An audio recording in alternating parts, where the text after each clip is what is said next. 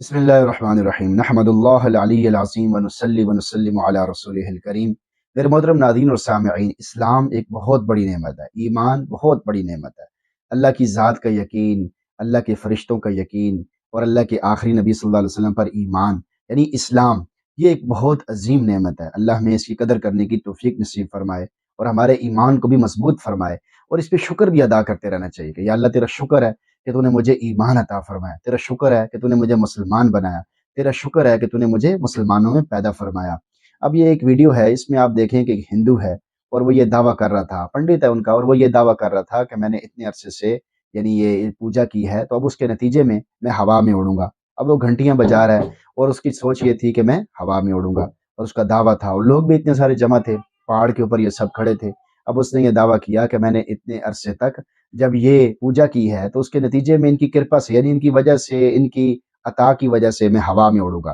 جب وہ ہوا میں اڑنے کے لیے ادھر سے تھوڑا پیچھے ہوتا ہے تو وہیں سے نیچے گر کے ہلاک ہو جاتا ہے۔ تو یہ مسلمانوں کے لیے، ہمارے لیے یعنی ایک بہت بڑے اعزاز کی بات ہے کہ اللہ نے ہمیں ایمان عطا فرمایا، اسلام عطا فرمایا۔ اب اگر وہ مر گیا ہے تو ہمیشہ ہمیشہ کی جہنم ہے۔ جو آدمی ایمان کے بغیر دنیا سے چلا گیا، اللہ کو مانے بغیر دنیا سے چلا گیا، اللہ سے تعلق بنائے بغیر دنیا سے چلا گیا، اللہ کی ذات پہ یقین کیے بغیر دنیا سے چلا گیا، تو ہمیشہ ہمیشہ کی جہنم کی نظر ہو جائے گا، جہاں سے وہ کبھی بھی واپس نہیں آ سکے گا۔ اللہ ہم سب کی حفاظت فرمائے۔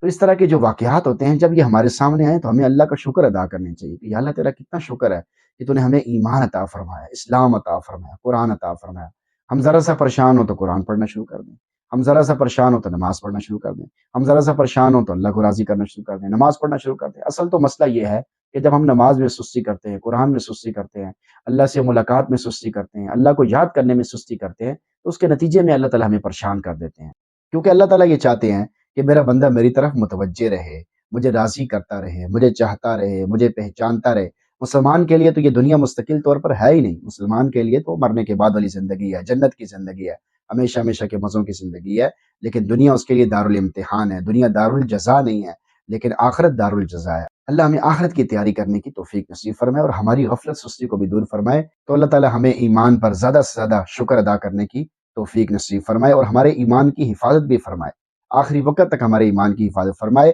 اور آخری وقت میں جب موت کا وقت ہو تو اس وقت بھی ہماری زبان پر کلمہ جاری فرما دے، لا الہ الا اللہ محمد رسول اللہ، آمین۔